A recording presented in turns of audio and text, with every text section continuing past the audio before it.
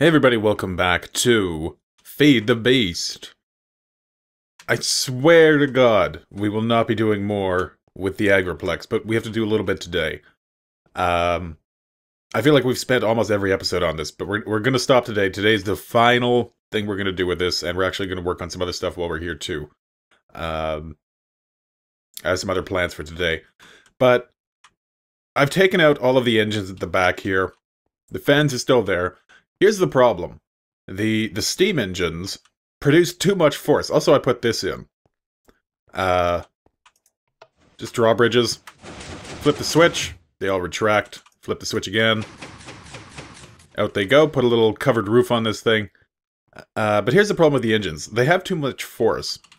They provide too much power to the fans, and then it blows all of the crops and harvests them fine.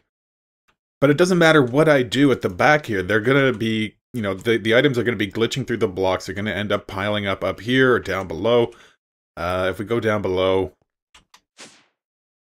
I've even put in a second line of hoppers just to try to catch anything that might glitch through. It's not working. So we need to switch away from the steam engines. It's just not going to work for what we need here. Now, after doing some testing in creative, I've discovered that windmills, if we get them to basically the maximum power, which is not quite that yet. This, by the way, is a dynamometer. Dynamometer. Come on, where is it? There we go. You make it with a shaft unit, an ender pearl, a mount, and a screen, and the screen is the steel ingots with glass pane and one of these circuit boards, and the circuit board is fairly simple to make. But it tells you how much power these things are putting out. So this thing puts out 2.6 kilowatts right now, 4 nanometers of torque, or newton meters, and 660 rads per second. We want to get this up to, I believe it's 1 kilorad, basically 1024 rads. So we need to get it up a little higher. It produces power based on kind of its height, as well as if there's anything in front of it. Doesn't seem to matter if there's anything around. Oh, and it also hurts if you walk into it. But it doesn't seem to matter if there's anything kind of on the sides. So, let's take this apart. There we go. And we need to get up a little higher. And we actually need, I think, to put it out here. On this level. Let's just drop down from here for a sec. Okay, so that takes us down 1, 2 behind the fan, which is what we want, because we're going to put clutches in, because there's no way to actually control these, the windmills. Once they're spinning, you can't kind of shut them off, I don't think. And they're going to be way up here anyway, so I don't want to run, you know, a red alloy cable up here all the way. So we're just going to set up some clutches, and I can just control whether or not the fans are on with that. Which is actually maybe a little bit better, because it means an instantaneous stop and start. Anyway. So if we put the fan... Come on. Or the windmill at this level. Let's make some room here. Put the dynamometer. Okay, so we put that there. That there. Well, there we go. 8 cent. Man, how high do we have to go? You know what, I did this in creative. I did it down at bedrock level because it was a flat world. And I basically only had to go up 30 blocks. Here I'm going to have to go up, what? Like 100? Well, we'll go up a little bit more. So going up that height added 200. Probably if we go up this height, it's going to be probably what we need. But then we're going to have an enormous belt going back down. Also, thank God we can fly. Okay, there we go. So we'll put this guy... boom. Yeah, there we go. That guy, boom. What are we at? 1 kilorad. There we go. Perfect. I might see if I can finagle this down a little bit more. Maybe if we can bring it down a little bit more, that saves us some materials. Anyway, how we're going to move this, move the power, is we're going to break this thing. Come on. Boom. Oh, no, there it goes. We'll go grab that. But we have these belt hubs. So if we put one there... Oh, that makes it a fun noise too, doesn't it? And then we drop down. So that one is directly above us. There we go. So we'll put another belt hub there. And then we'll need to get our screwdriver. There we go. And we flip this guy around. So it's facing, come on, this way. And then we give it a shift right click and it turns red. So now the power's outputting that way. I have the clutches in hand. We'll pop that there. That needs to be spun around too. There we go. Now we're directly below it. Let's grab that. Let's get that dynamometer. There we go. Now we need some belts. And I already have some made, but we're going to have to make some more because we're going to need way more than 34 just to get up to that one. So what's the belt again? I think it's leather surrounding, yeah, an HSLA steel ingot. Which we do have a fair bit of. How much leather do we have? Oh, a lot. I made up a whole bunch. So I guess we'll take a stack and another stack. And to connect them, they have to have a clear line of sight. So we're going to have to go knock down this stuff from here. There we go. Boom. So to connect these things, you just right-click one of the hubs. And we go up to this guy.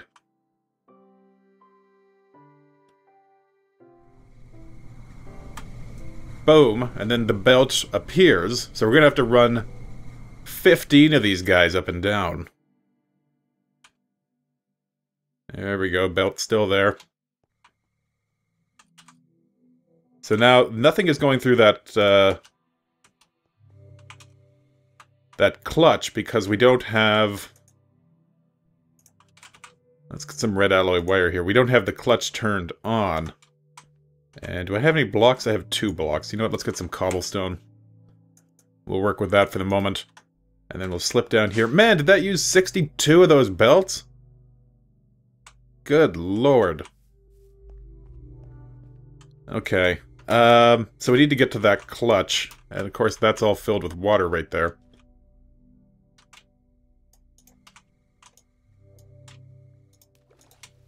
Come on, come on, come on, come on. There we go. Fortunately, water doesn't break red alloy wire, which is what makes it great. So we need to get the cable kind of up there. Where am I going? There we go. We'll put this here for now. That's where all the clutches are going to be. Oh no, I guess that is. We'll replace the blocks with clutches once we get them. And I'm going back through. Come on. There we go. Okay, so we'll run this along there, and that touches that clutch. Okay, I think... Can we run red alloy wire on the bottom of a clutch? Crap, we can't. What if we put it there? And we'll just come around like that. Boom. Okay. Now, is that going to turn the clutch on or off? Where do I have that switch? Here, I think.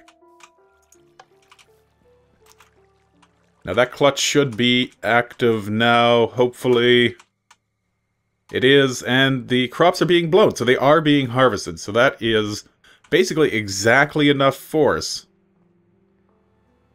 to blow the crops onto this thing. And if they do glitch, hopefully they're going to be picked up by that second line of hoppers down here. And we're not going to be lagging out the server because we have 1,000 crops lying on the ground, never disappearing because items keep getting added and the timer keeps getting reset. It's become a huge problem. Anyway, so that is the plan, and I'm going to have to run... Oh, so much belt.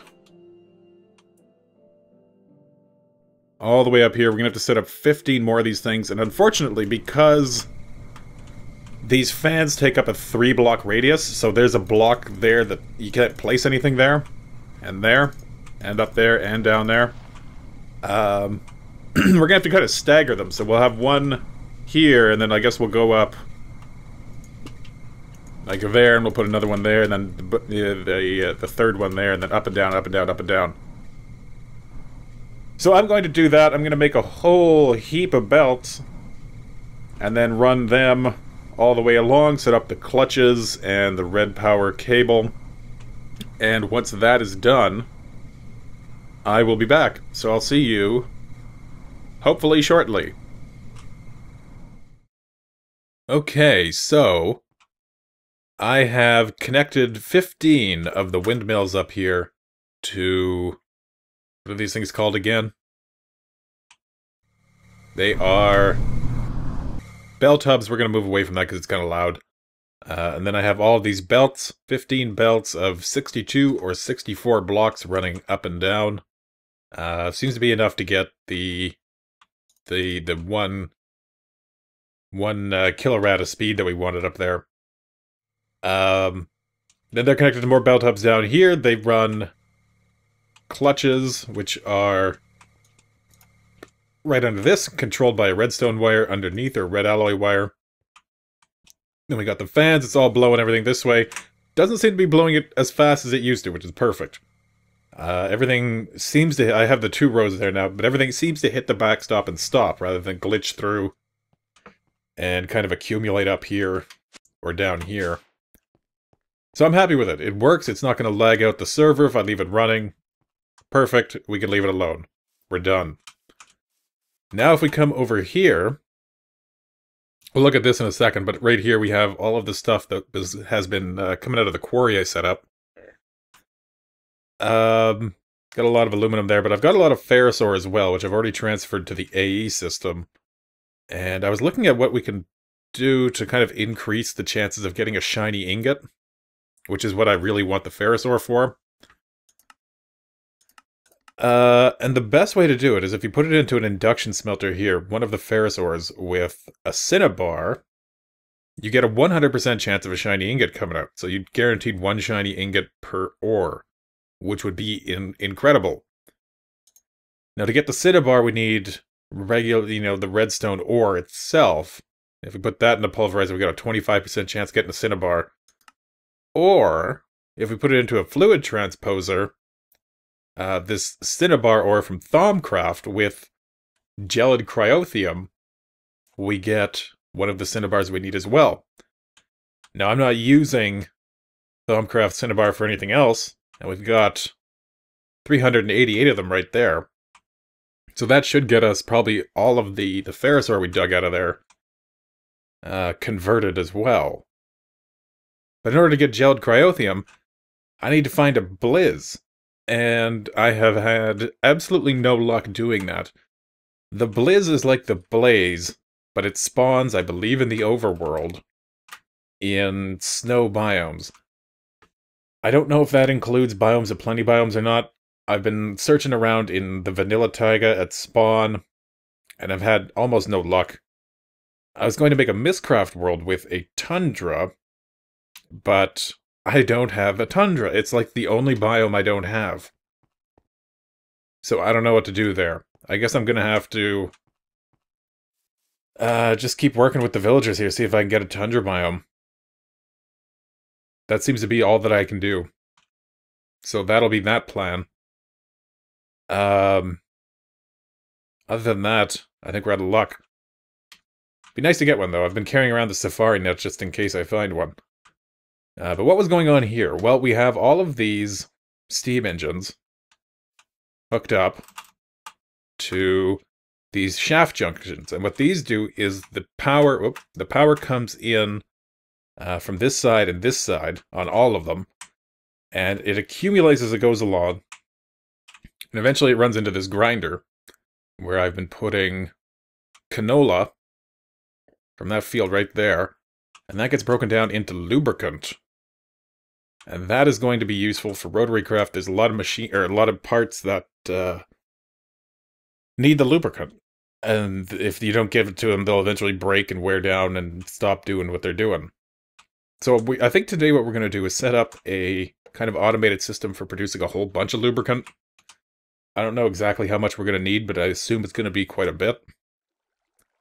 So I'm just going to assemble the pieces that we need. We're going to take this apart. And there's a couple other things I need to do. And then we'll set up kind of an automated system for producing lubricant. So I will be right back. Okay, so I guess we'll put the system over here.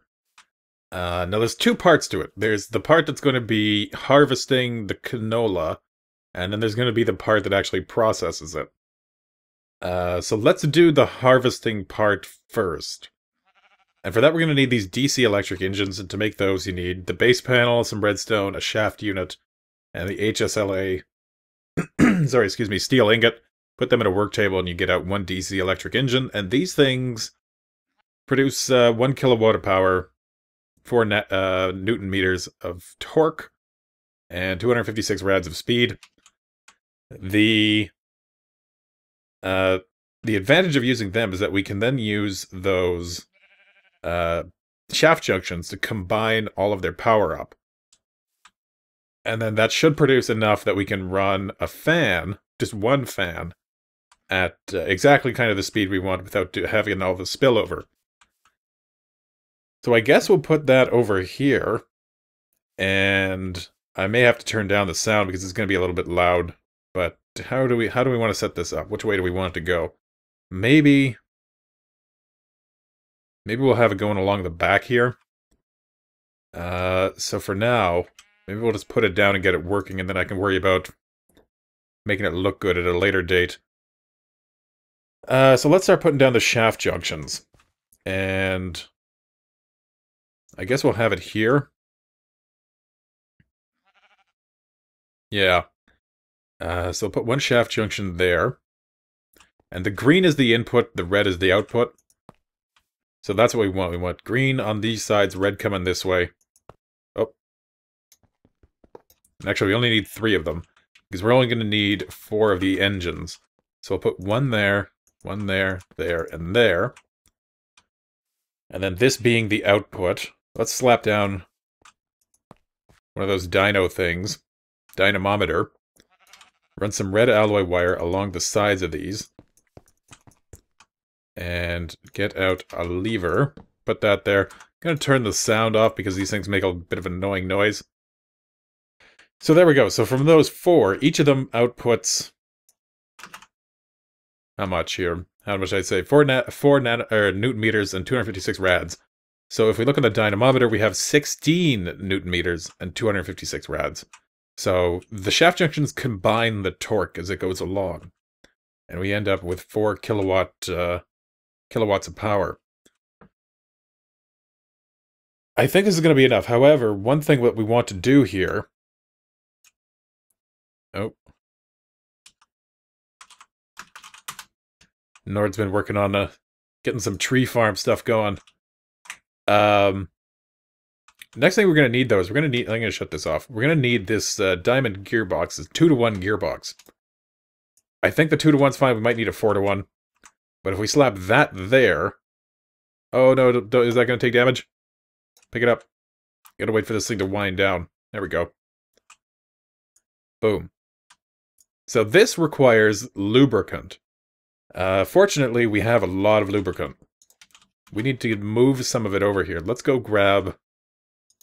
So we're going to put a portable tank. We'll put it right above this. I don't think it needs to come in from the side. You know what? Let's bring it in from the side, just in case. So we'll put it right there. We'll get our lubricant hose. Pick up those blocks. There we go. Pop this guy. Can we get him in there? Yep, there we go. So this is now filled with 24 buckets of lubricant. Uses up quite a bit. Or fills up quite a bit. Doesn't use a whole lot. But then we'll put the dynamometer on the front here again. And let's turn this on. So now we're getting 128 rads. We were getting 256. So let's get our screwdriver and give this thing a shift right-click whack. And now we get 512. So it doubles the speed. I think that should be enough if we put a fan there. Alright. Flip this guy off. Dig this up. And... Actually, no, we can leave this... Well, we do need to pick up some of the sand. Or some of the dirt. So 9 is... to there, we may have to use a 4-to-1. But we're going to put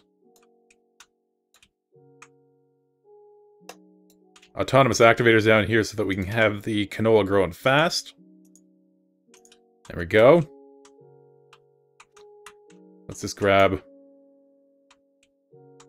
little bit more of this dirt. There we go. Do I have a hoe on me? I do! Nice. I don't have water buckets though, so we'll leave those open. Okay, let's grab some water buckets. Actually, this place is probably the closest. There we go. So we need water cans, is what I meant. 3 of those.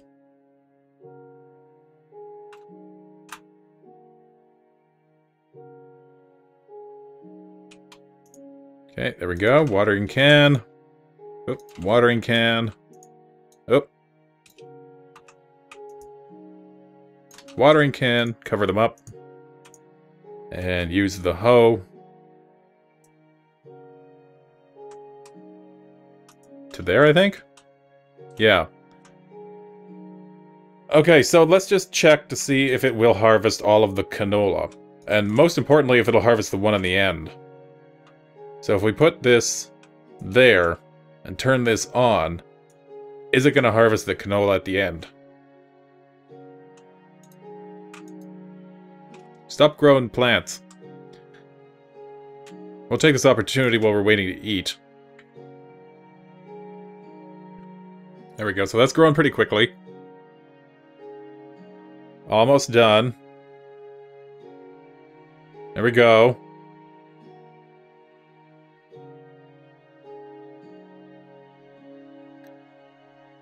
It will. Okay, perfect. Where did... Oh, there they are. So it moves it just about to here. If we put a hopper here and a backstop, should be fine. So that'll be what we do. I'm going to clean this up a little bit, and then we will do the next portion of this. So I will be right back. Okay, so now... we're going to put a hopper down here, but now we need to put up the system that's going to deal with all of the canola that's coming out. So we're going to put one of these igniters right there. Oh. Except we're going to have it facing upwards. So we'll put it right there. And then we'll put the others all along the back here. There we go. And we're going to go up like that. And now we have 7 more of the shaft junctions, so we'll put one there, and we're going to have to flip these around a little bit. There we go. Let's get our screwdriver out, and we want... oh, come on. There we go, we want it like that. It's 1, 2, 3. 1, 2, 3.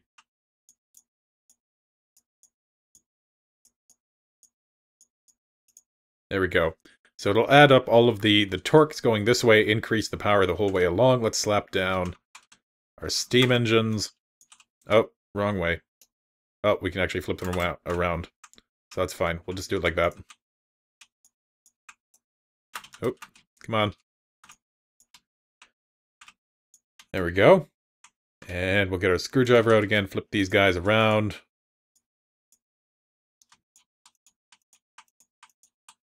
There we go. So it'll add up all the power going this way.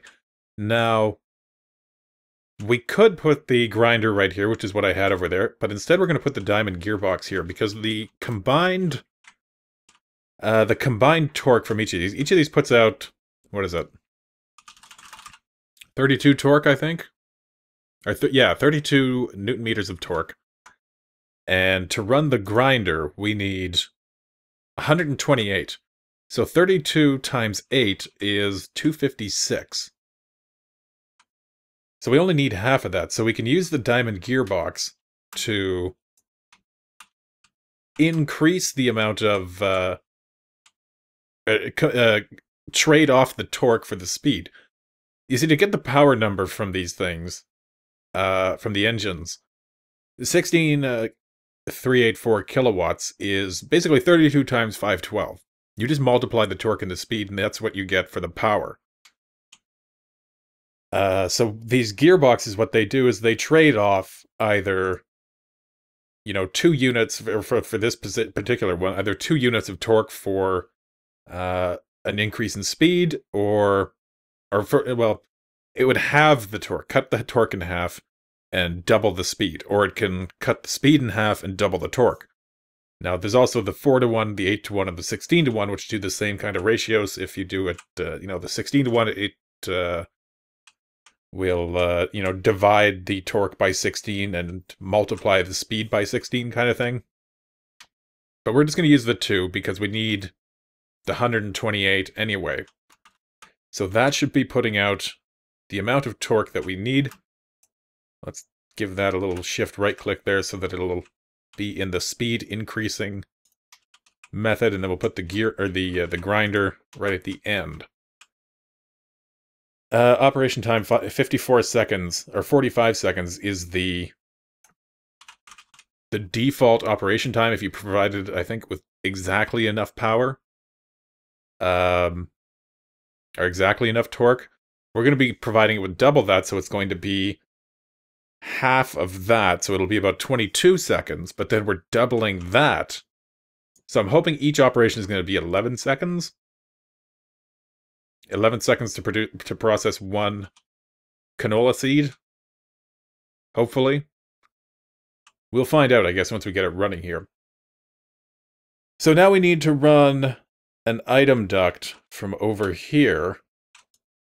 So come down to there just so we can get out here. Where do we want to run it? I think it might have to come in from the top. So if we come down here and then come over from here, let's just dig the whole trench. I still have the sound off just because we're going to be turning these engines on shortly. So we'll come through from here. Let's do I have enough item ducts? I might not. But we'll pop one down there, and then we'll run them this way. And then this way. I only have 4 left, so that's probably not enough. I need to come up 1, 2, 3. We need to come up 2 more. So to there. To there. Actually, 1 more, then over. And we'll put a hopper on top of this. Feeding. Come on. There we go. Feeding the grinder. We'll put another one over here, picking it up. Boom. We're going to have to put a servo in this to draw it out. There we go. Okay, I'm going to go get a servo, and I'm going to get it some more of these impulse item ducts, and then we can set this up to start working. So I will be right back once more. Okay, so one thing I want to test here is if we can fill these gearboxes with lubricant from fluid ducts rather than from the lubricant tubes. If we can, that'll make things a little bit easier here. So if we put that there, nothing is coming. If we give this thing a whack, turn it into red, there's lubricant in that, but it's not going into that. What if we bring it in? Okay, so if we bring it in from the side, it will go in. So we can fill these things with lubricant from the... Let's disconnect that. From the... And now we have a thing full of lubricant. Okay, well, let's do this. Grab that back, put it underneath here, and drain the pipe. Or is it now pulling out of that? No, it's not. Okay. There we go. So we got our lubricant back. So we can do that. That makes things a little bit easier here. If we get these back, get that guy. And that. Did any drop down here? No. Okay. So take this guy back. So what we're going to do then is we will... Okay, so back here we're going to have to run the water pipe. Let's do that just to get that kind of situated.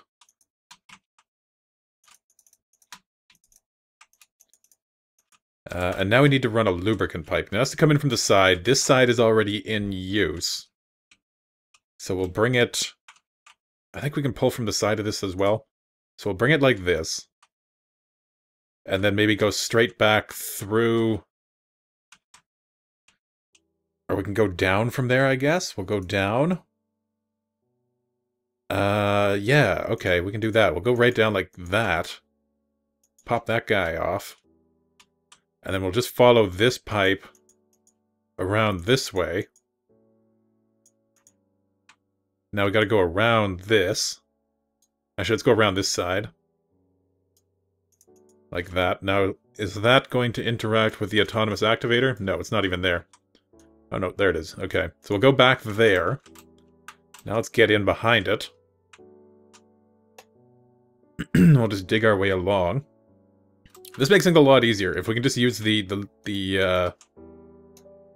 fluid ducts. I thought I had tested it earlier and they weren't working with it, but if they do, that is perfect, because then we can just run the pipe over here and then into a tank after that, so that these things stay continuously lubricated. Where do I have to be? There. Okay, so the pipe has to come up here. Pop this guy off. So the fluid duct has to come to there. And we can come down here. And that should be right on the level as the pipe coming in, right? There's our fluid duct, okay. So bring this along like this. There we go. It'll go to that gearbox, keep it lubricated. And then we'll put a large tank, I guess. I don't know, do we want it just in the middle of the room, kind of? I don't know. I don't really know what the I kind of expected this to kind of jut out a bit more. Now it's a little smaller of a building than I expected. I guess this entire wall could be the tank, right? We could have, what, a 5 by 5 by... I don't know, just a big tank of lubricant, really, because this is going to be running non-stop. Where are the chunk borders here? Are we... No, we're not entirely within them. That might have been a better idea. Oh well. Oh well, we can deal with that. Pick this up. If we can. There we go. I guess we'll just bring this guy up then. Oh, but not there. And we'll go up one more. Well, I guess we'll go up right to where we're going to put the tank. I'm going to go get the materials to build an iron tank. And we'll put one somewhere around here. So I'll be right back again. Just going to go grab that. Okay, I think everything is pretty much set up. Oh, I just noticed one thing over here. Let's pop this thing off. Pop. There we go. Okay, so everything is more or less set up. What I'm doing here is I'm just moving all of this lubricant over to the other tank. I already have a servo in this, so let's make it an output. There we go. So there's lubricant, yeah, in that fluid duct. It's all going to go this way. It's already finding its way into this, which is perfect, so that'll take a little while to dump it all in. In the meantime, let's start up these steam engines. I think everything's set up. We're going to knock this thing off for the moment. We're going to put the... Come on, do I not have one?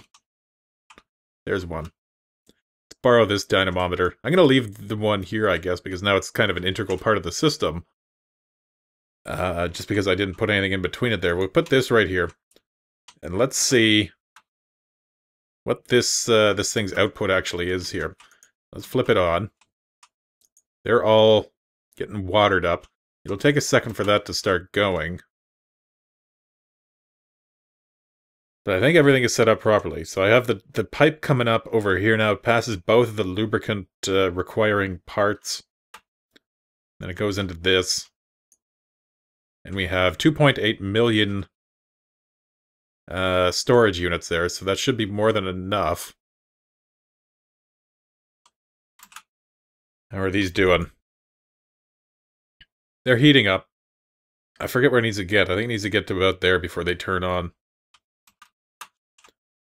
But then once we get these, this whole canola system set up, the lubricant system set up, what I'd like to do is get this bedrock... Where is it here? The bedrock breaker going. And to do that, I think we're going to use hydrokinetic engines, I think is what they're called. Yeah, there we go. Hydrokinetic engine shift. For power, it does 528 or 524 kilowatts. I don't know if that's the maximum. I think it is. But you can get that from dropping the... Like, the way the hydrokinetic works is that you actually just drop water on it. So if you have a water flow, it'll spin it like... It's basically a windmill, or a water wheel.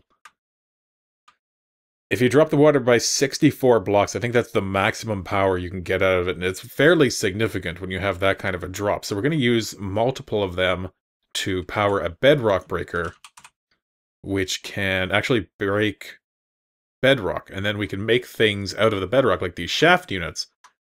And then we can transmit even more power than the diamond ones can in the shafts to avoid basically destroying the units. And then the final plan is that we will then use that to power a... What do we call them here? Spawner controller, I think it is. Is that what it's called? Spawn... A spawner controller, there we go. And that requires 131 kilowatts, which is not hard to get, but the more power you put into it, the smaller the time you can make between when the spawner itself, just a regular vanilla spawner like the zombie one we have over here, the time it takes for it to put out its mobs. And I think I've already mentioned this once, but I got it to a point in creative where the moment I flipped the switch, I had, 500 mobs spawning in a second. And I don't want to do that, not that much power, but if we can put a fair bit of power into it and create a whole bunch of mobs coming out, then we can put them into the MFR harvester. And that'll produce, as much XP as we need to actually run this thing. And then, if we happen to find a blizz, which is the plan that I'm going to be doing over here with Mistcraft, if I can hunt one down, then we can get the gelled cryothan we need. So it's the whole kind of Rube Goldberg kind of system here to get what we want, but kind of a fun way to do it. So what are we getting out of here? We're getting 1 kilorad of speed, and we have the torque we need. Perfect. Okay, let's flip this off for a sec. How are we doing on lubricant? It is still full, and this is empty now. Oh no, it's still getting some. Is there any more coming from this? No, that's empty. Alright. We can flip it at this end then. Oh, get that servo back. Oh, we have it. Okay.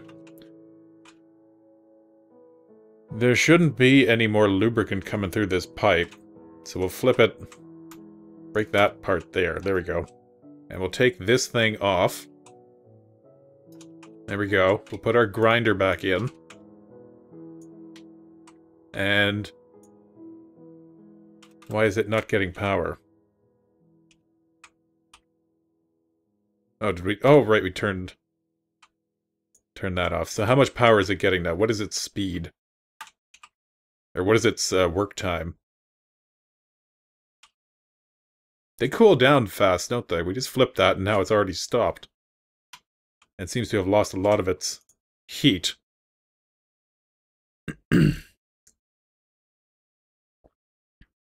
Come on. Well, while we're waiting on that, let's go over here, put the dynamometer back. Boom. And let's flip that on. Actually, we need to put... Do I have... No. Okay. Put that there for now. Let's flip this back on. There we go. We're getting our power, so that's collecting fine. And they should be coming over here. Actually, there should already be some in here. There is. Operation speed is 14 seconds. Not bad. What's half of 45? 22? So it's not quite as fast as I expected, but it is still pretty fast. Now the question is it fast enough to keep up with the lubricant use of this and output additional? That is what I'm going to be watching for here. I think it is. I think it should be. If it isn't, you know, we can always add some more engines. But I think maybe that's where we'll end this. We have basically a working, as far as I can tell, lubricant manufacturing system here. That's doing its job. This is pulling it out. It's going into all the places that need it. And if we watch over here, yeah, so we are getting some coming in here still. Perfect. Okay, so once again, I am Nightcat. Thank you for watching. I'll see you next time. Take care.